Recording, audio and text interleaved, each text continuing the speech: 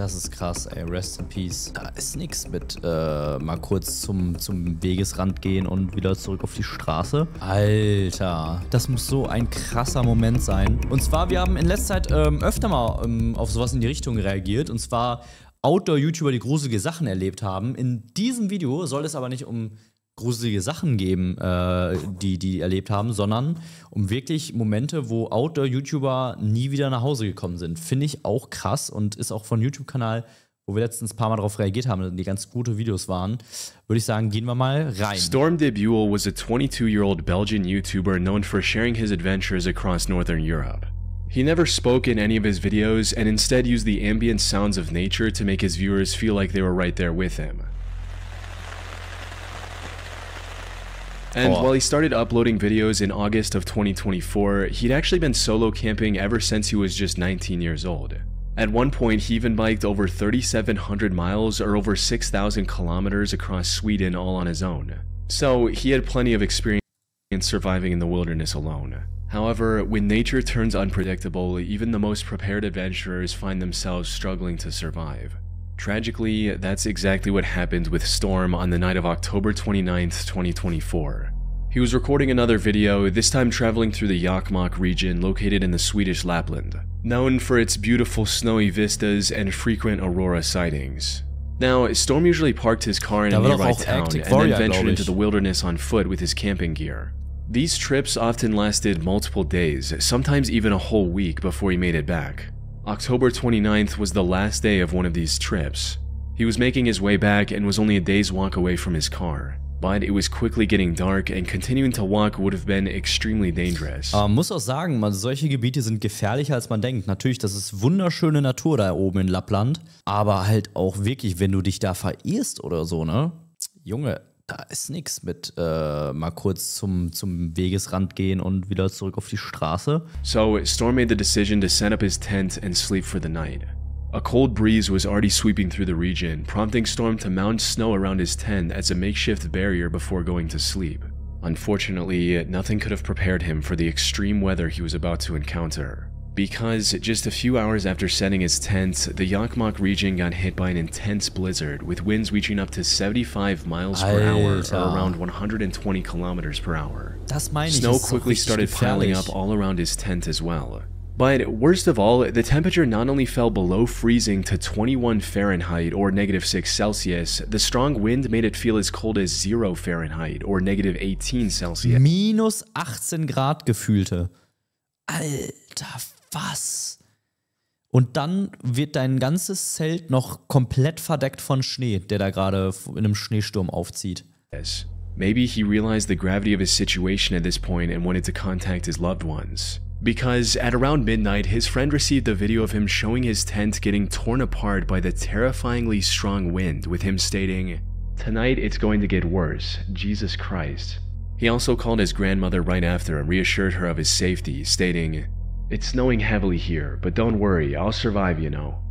Then, at 2:36 a.m., the Swedish authorities received an SOS call from Storm.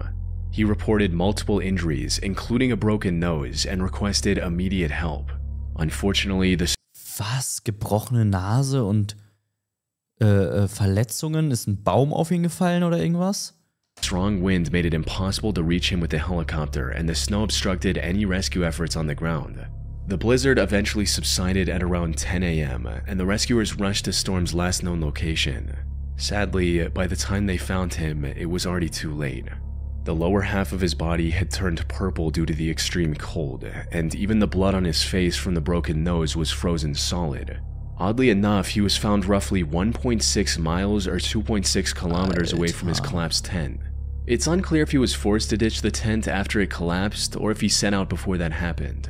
In either case, he was walking towards his car when he likely fell, broke his nose, and then contacted the authorities. The only silver lining in Storm's tragic end is that guck mal, ein Fehler gemacht, gestolpert, irgendwas verletzt und nie wieder zurückgekommen. He died doing what he loved, as he told his father when he first started going on these solo camping trips. "Dad, it took me a long time to know what I wanted, but that's what I want." Das ist krass, ey. Rest Hannah in Rose peace. Moody was a 31-year-old YouTuber and influencer from Scottsdale, Arizona. And while most of her content on YouTube revolved around her faith as a Christian, her Instagram account posted mostly different content. There, she made regular posts about her hiking adventures across the rocky desert terrain of Arizona. Hitting the trails several times a week had become a natural part of her routine ever since she moved to Arizona 6 months earlier. And May 21st was supposed to be no different. She got up early and quickly drove to the Gateway Trailhead located in the McDowell Sonoran Preserve. She parked her car and began the roughly 4.5-mile or 7-kilometer hike across the Loop Trail. It was a moderately challenging. Ich glaube, das ist halt generell auch immer so eine risky Angelegenheit, so alleine auf Wanderung gehen, ne? Weiß ich auch nicht, ob ich das machen würde, so, ne? Auch gerade mit Kindern und nee, ist glaube ich alles, was so gefährlicher ist und so, musst du immer zu zweit, am besten zu dritt. Trail with a rocky path and noticeable elevation changes, but nothing Hannah hadn't tackled before. She felt fairly confident she could finish the hike in under 3 hours and even made plans to hang out with friends at lunch. Unfortunately, what started as just another ordinary hike ended with a devastating tragedy.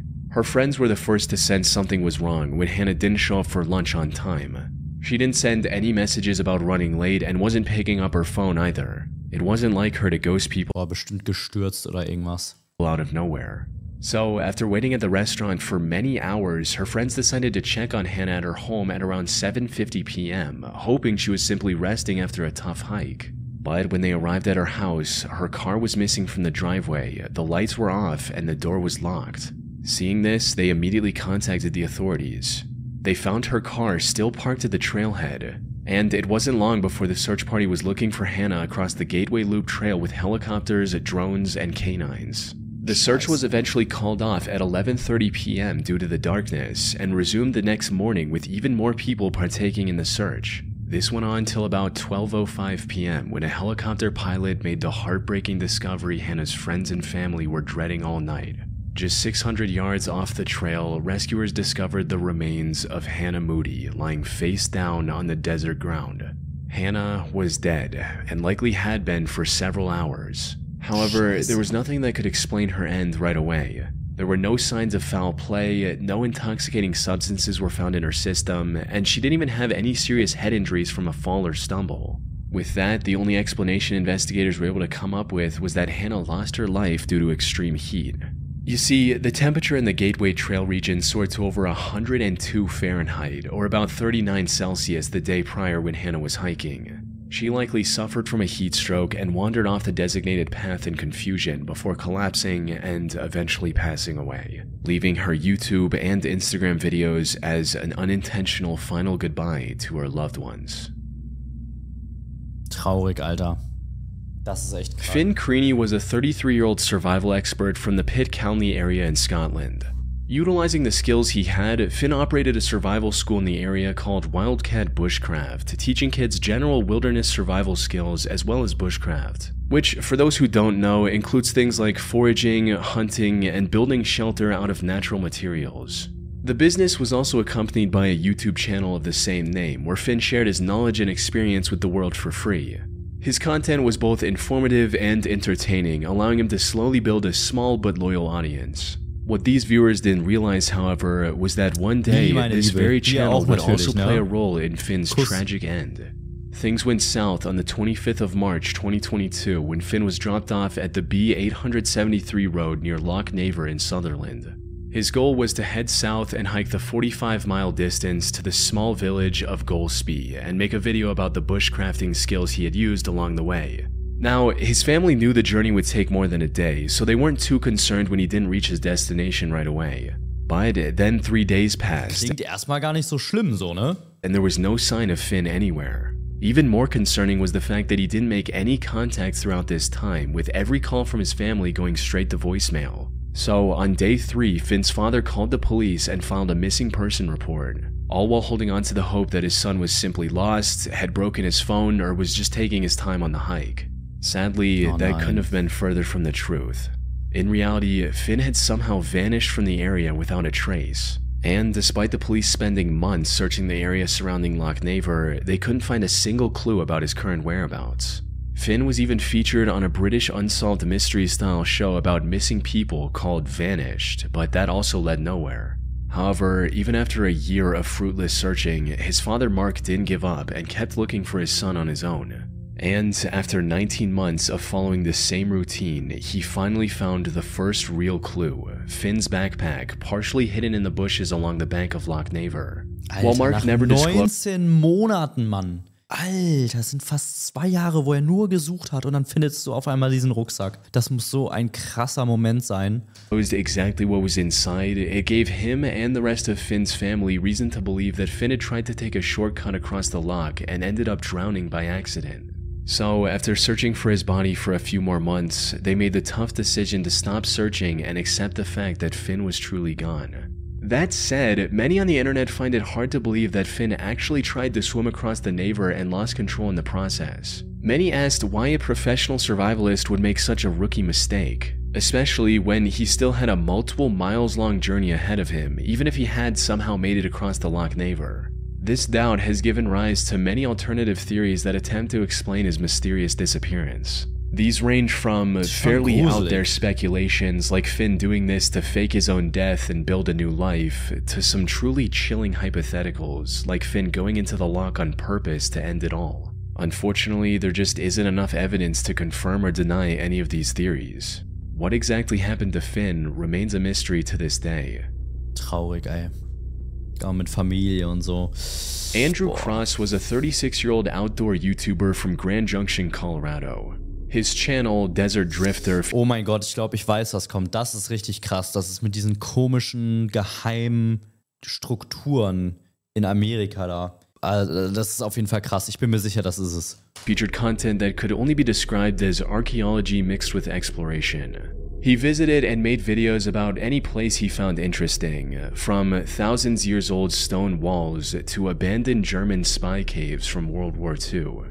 Beyond just being educational, his videos also boasted top-tier production quality, helping Andrew amass a massive audience in just 14 months on YouTube. Most importantly, his viewers loved his content and eagerly waited for the next upload. But then Andrew suddenly stopped posting after his upload in January 2025. Some assumed he was simply taking a break, while others figured the delay was due to his next video taking longer to produce. It wasn't until the 2nd of February that viewers received the truth from Andrew's wife, Evelyn, and it was far worse than any of his fans could have imagined. Andrew had gotten into a horrible car accident. He was waiting at a stoplight on the intersection between 1st Street and North Avenue in Grand Junction while on his way back from shooting a video about the Bears Ears National Monument in Utah on January 31st, 2025. Okay. When, out of nowhere, an out-of-control car rear-ended Andrew at an extremely high speed, resulting in his car Okay, es ist tatsächlich doch nicht das, was ich dachte. Weil es gab auch einen, der hat so komische Strukturen entdeckt und danach ist er nie wieder aufgetaucht. Das war auch richtig weird. Flipping over and causing severe brain damage. He was rushed to a nearby hospital almost immediately. Unfortunately, it was already too late. He spent over a month in the ICU and was put on life support. During this time, it became abundantly clear that Andrew sadly had no chance of recovering from his injuries. So, on March 4th at around 10:50 a.m., his family made the difficult decision to let him rest and remove the life support system keeping him on the edge of life. This was devastating news for his hundreds of thousands of fans who were blissfully looking forward to his next upload not too long ago. These fans also banded together and raised over $544,000 for Andrew's family in their time of need. As for the person responsible for the crash, named Ragnar Nicholas Crystal, he was arrested 20 days later on February 21st and was later charged with vehicular homicide and driving under the influence. He's still awaiting conviction at the time of writing. Alkohol. Meine Güte, ich dachte, dass das jetzt am Ende hier nochmal diesen scary Twist hat und nicht den traurigen Twist. Mann, ich dachte, es geht jetzt um diese gruseligen Strukturen, die da irgendwo in der Wüste und so gefunden worden sind. Sowas gibt es nämlich auch, da müssen wir auch nochmal reingehen irgendwann. Das ist nämlich echt super spannend, diese Prehistoric Civilizations und sowas. Ich dachte nämlich, dass es deswegen in die Richtung ging. Egal, auf jeden Fall trotzdem sehr, sehr gutes Video, auch schockierend und traurig, aber ich hoffe, euch hat es trotzdem gefallen.